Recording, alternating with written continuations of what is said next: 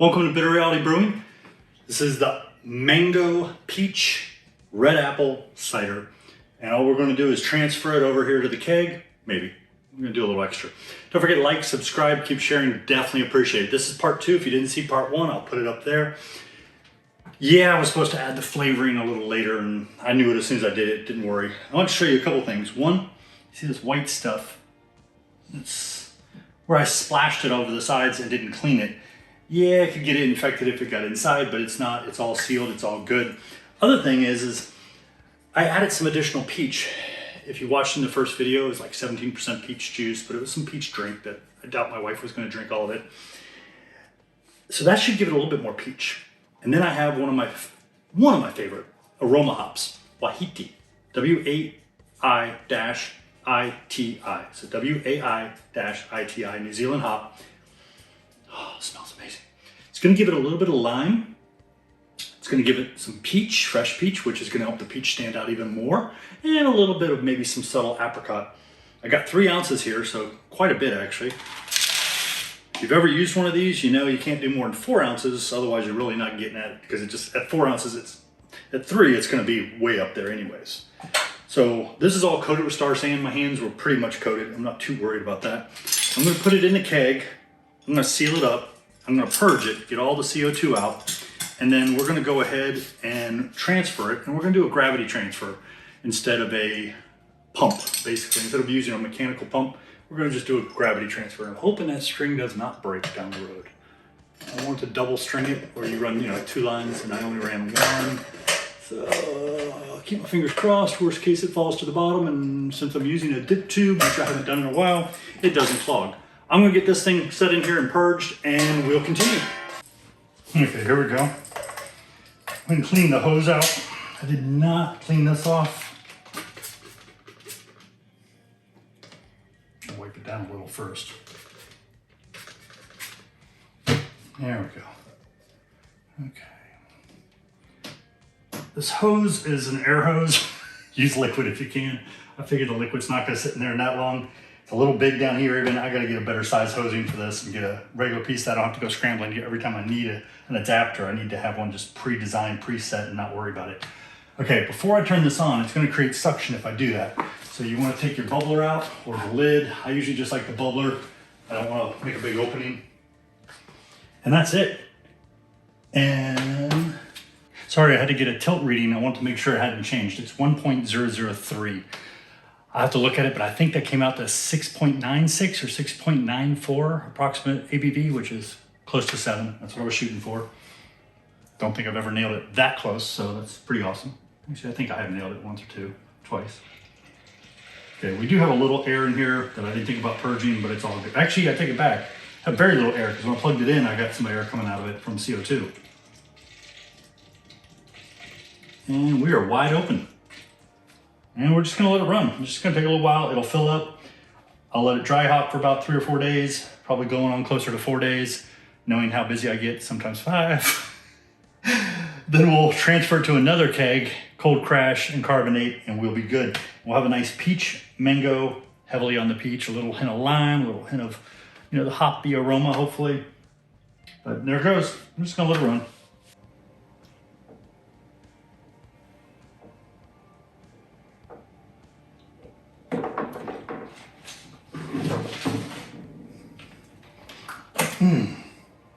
Don't want to get any air in there.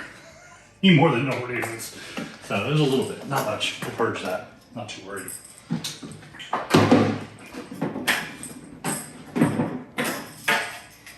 That went incredibly smooth. On to letting it dry out for a few days. It's that time. Time to taste test the apple cider with peach mango. Yeah, I added the flavor packet a little early. I'm not too worried.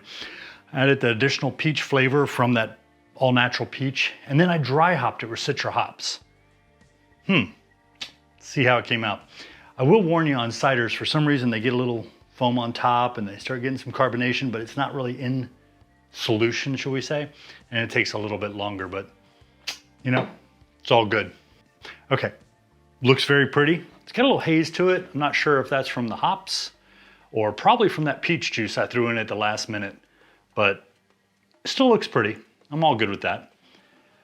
Now, with my whole ballpark approximating, trying to hit 7%, which was what I wanted, we had an original gravity of 1.056 with a final gravity of 1.003.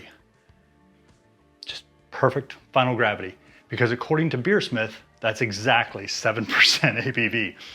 Yeah, talking about alignment of the stars, that was just perfect. And remember, we dry hopped this with some Citra hops, added that additional peach juice from All Natural or whatever it is, Florida Natural.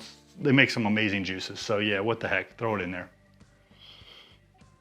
I'm gonna tell you right now, and I'm taking a little sip before it was properly carbonated, but all I smell is peach. I might have a little citrus. There even might be a hint of apple and mango in there, but peach is like the dominant, and I mean the dominant aroma.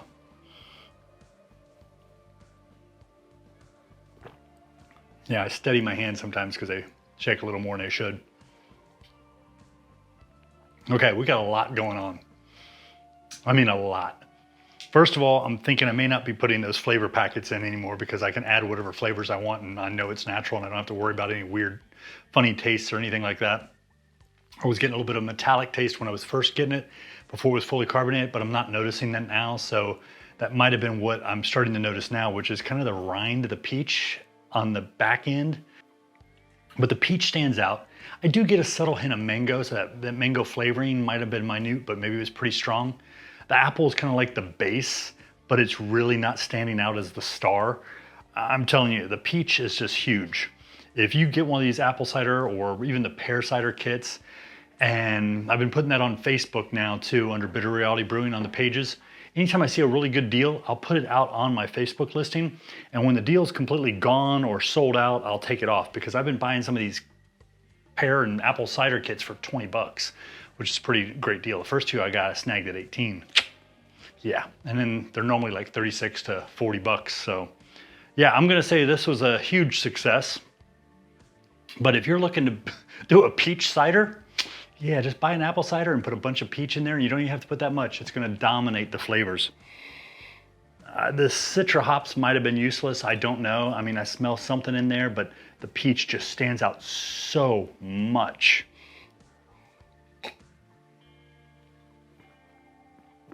Yeah, and at 7%, it's perfect. We'll go through that pretty quickly. I've already got a few people who are asking for bottles, so I have to hook them up. Thank you again for joining us here at Bitter Reality Brewing. Don't forget, like, subscribe, keep sharing. Definitely appreciate the sharing. Thank you again, and cheers.